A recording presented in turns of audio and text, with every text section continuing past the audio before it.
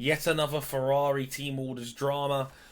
Why this team is so badly mismanaged, and does having two number one drivers on a team actually work? That and a lot more on this episode of Dre Vlogs.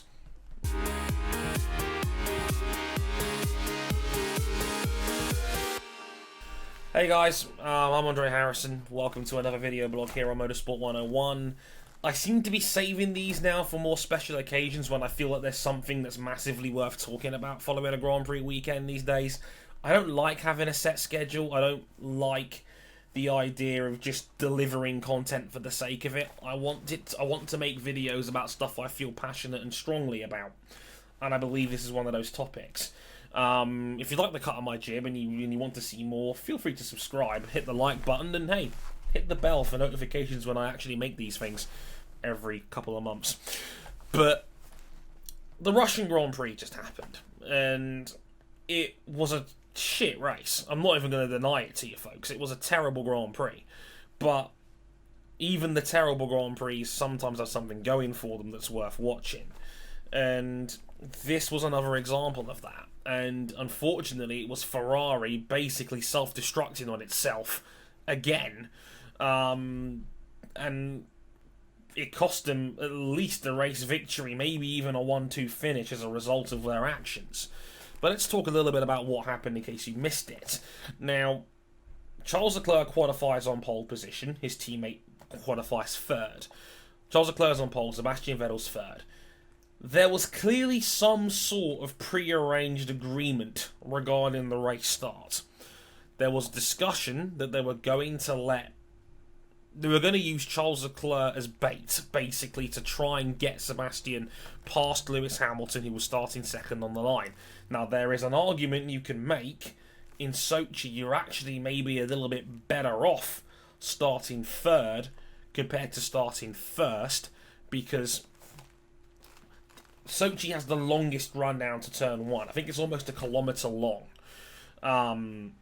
And Vettel got such a good start off the line going into turn one and turn two that he was able to lead by the time we got through sector one of the track.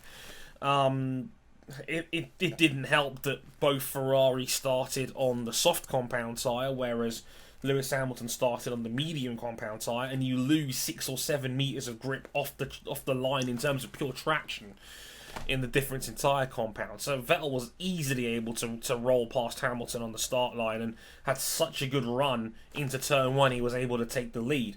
But as early as lap 2, we were getting radio messages from the team saying, oh, we've got to think about swapping these guys.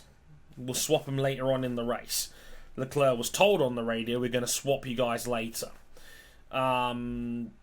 They said it to Sebastian. Sebastian, was like, let him by. And then Vettel was like, well, I would have gotten him anyway. And then he was told again later on in the race, swap him round. Charles is 1.4 behind. And he goes, and he needs to catch up. And Vettel basically ignored the team order. And he actually pulled away from Charles Leclerc in the first half of the race. He was about 4.5 seconds in front by the first round of pit stops. They boxed Vettel first. They boxed Charles Leclerc from second place first. They put him on the undercut. But they keep Sebastian Vettel out 2 or 3 laps, probably too long. Leclerc, on fresher rubber, who was then allowed to push, overtakes Vettel in the pit stops, and it brings Hamilton into play, who started on the medium compound tyre, and he was told, target plus 15. So they were going to go long on the medium tyre for their first stint before switching later onto the soft compound tyre to try and make up the lost ground. It doesn't really matter in the end because Vettel's car dies. An MGU, I think it was an MGU K or H failure, I'm not 100% sure. I'm sure someone in the comments will correct me as always. I think it was an MGU H. It failed. Vettel's car is retired. There's a virtual safety car. Hamilton and Bottas were able to pit under virtual safety car. They didn't lose anywhere near as much time, so they were able to come out of the pits first and second by the time it all shook out. Leclerc was unable to pass Valtteri Bottas on track. Hamilton takes off and wins his 82nd career Grand Prix and puts another nail in the title coffin. Ferrari go from being from first and second to basically having one car die and another finish third. It wasn't a good look. Ferrari had egg on their faces. There is no other way of potentially describing this situation. And I watched it as a fan, you know. I watched that race sitting down and I was just utterly befuddled and confused as to what Ferrari were doing. They were pissing about with politics, and it's cost them very dearly here, because I think a 1-2 finish was on. I really do. I think Ferrari's... It's a shame, because that's one of the things that they can take away from this race, is that Ferrari's race pace was genuinely very good. I don't know how much Vettel was pushing his power unit to try and break out that gap, but it was working. He was the fastest man on track comfortably in the first half of that race. Leclerc, you know, was complaining about, you know, I respected this, I respected that, you know, why haven't you put me out in front, was basically what he was trying to say, and by the time he did it, it didn't matter, because Vettel's car dying had a massive change on the race. I sit back and I think, was this even necessary? Like, why would you have a pre-arranged plan to determine which of you... Like, you're basically saying, okay, we're going to deliberately compromise Charles Leclerc off the line. We're going to leave him out like a dangling carrot for Sebastian to pass Lewis. But whatever you do, don't make him pass for the lead. Even though we saw at this very Grand Prix in 2016, Valtteri Bottas did the exact same thing. Started third. Oh, you know, like I said, I think it was actually 2017. Correct me if I'm wrong. But he started third and was in the lead by turn 1. And I believe he would go on, and that was his first race win. So, you look at the situation and you go, you're better off starting third. If you're a team that's done its homework, you would know starting third is arguably the best place you can start in Sochi, because you are vulnerable off the start line if you're starting from pole. And even more, from a bigger picture standpoint, Ferrari have nothing to play for in this championship. After Singapore, looking at both drivers' championship standings, Lewis Hamilton had a 96-point advantage on Charles Leclerc, the highest scoring Ferrari in third. Which would mean that if Charles Leclerc won every single round, including every fastest lap bonus point between now and the end of the season, Hamilton could follow in home, finishing in 4th, and I think even 5th, every round between now and the end of the year. Ferrari are also 131 points behind in the Constructors' Championships. And swapping 1 and 2 around doesn't matter when you're a team, because it doesn't change the number of points you're making. There was no reason for you to... Like, there was not an undercut threat from Hamilton during this race. The threat from Hamilton would have come in the last 30% of the race, maybe, when they swapped tyres around. Hamilton wasn't going to be an undercut threat. So there was no reason to keep Sebastian out as long as he did when he started losing time, when his rear soft tyre started to go.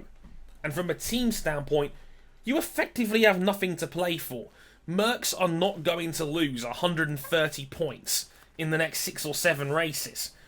In the driver's standpoint, there's 6 points between your two drivers, and you're 90 plus behind Lewis Hamilton. You're probably not winning the Drivers' Championship either. You have nothing to play for.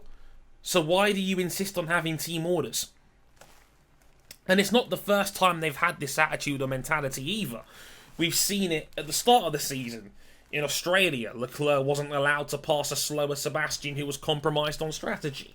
In places like China, and I believe Spain as well, they were too slow in swapping their cars around, and it cost them bucket loads of time, taking themselves out of any threat to challenge for the victory. And let's not forget 1 round ago in Singapore. And this is where I get more cynical about this. I think Ferrari lucked in and underestimated just how powerful the undercut actually was. Vettel made up 4.5 seconds roughly on that undercut. I say 4.5 because the undercut was about 3 seconds. Vettel's lap was about 3.9 seconds faster, and he lost 0.6 in the pit stop because his pit stop was 0.6 slower than Leclerc. That was what enabled him to leapfrog Leclerc and Hamilton into the lead of that race, which he would actually go on to win. And Leclerc was clearly not happy about that Singapore race. He was given every tool in the book to try and chase Sebastian down, but the delta wasn't big enough between them to be able to make a feasible overtake. And it was the same story here in Sochi. You needed 1.5 to 1.8 seconds a lap to make a pass, because the dirty air of Sochi, and it's a poor racing track, it doesn't allow you to get close enough to be able to pass under normal circumstances. That's why Valtteri was able to hold off Charles after the safety car finished, and they were all running on the same compound of tyre. The difference in performance wasn't big enough to make it work. You know, having 4 90-degree right-handers before your circuit's only realistic passing opportunity isn't ideal for racing. But hey, that's a Herman Tilke problem. It's why the cynical part of me believes this whole shenanigans in Sochi was a make-up call for Singapore. Leclerc qualified on pole, so he had the almost obligation to go on and win the race. Sebastian took advantage of a very good start and a great situation to take the lead of the race. If you're a team, you're thinking, your boys are 1 and 2. Why are you tampering with this? Let the second man win. You know, if that's how you perceive Sebastian Vettel in that team these days. And that's just the point. Ferrari had nothing to play for, and their own in-house meddling potentially cost them a victory and maybe even a 1-2 finish. Who knows what happens if Hamilton gets the soft tyres in the end? But I would also make the argument the deltas were probably not big enough for him to make a difference. But Ferrari running the medium compound tyre and staying competitive with Ferrari on long runs was what able to give them the option to change strategy. It was a more flexible way of doing things, as James Allison said after the race. But that's just it with this team. They've mismanaged their drivers so many times this season that we're claiming this is a new Ferrari. It's a hard habit to break when you've had 20 plus years roughly of one lead driver and one supporting driver. We've seen it since the days of Schumacher and Barrichello. We saw it with Schumacher and Massa. You know, when Kimi Raikkonen led the charge in 2007, and then their roles reversed when Massa became the lead threat in 2008 and 2009 before the accident he had. And in 2010 with Fernando Alonso, and Fernando is faster than you. And, you know, Raikkonen was kind of an accidental number 2 at Ferrari in this hybrid era because he was vastly inferior to the majority of the time to Fernando Alonso, the 1 year of hybrids he was with the team, and Sebastian Vettel when he took over in 2015. It kind of begs the question, can you have 2 number 1 drivers in a team? I don't think it works. In motorsport, I think there's too many egos. I think... Look, I'm not a fan of team orders as much as the next guy. We should have been jumping up and down and having an orgy on the timeline when Sebastian Vettel broke a team order. It's not the first time he's done it. We went nuts over Multi-21 when that happened, and it was vastly blown out of proportion, but because we wanted something to make Sebastian look like a villain, we made him Darth Vader, because Mark Webber was the victim of Vettel going for the win, which is something that we as racing fans apparently are meant to love. I've said it before. We were hypocrites over it. We hated team orders, but we also hated the guy that broke the rule. Kind of a weird mentality when you think about it. You know, we are firm believers. I think the majority of us on Twitter are firm believers that you let the drivers race, and then you settle it from there. And it doesn't have that, and it doesn't work in F1 when you've got 2 guys who you can make a claim are number 1 top drivers, certainly in terms of talent.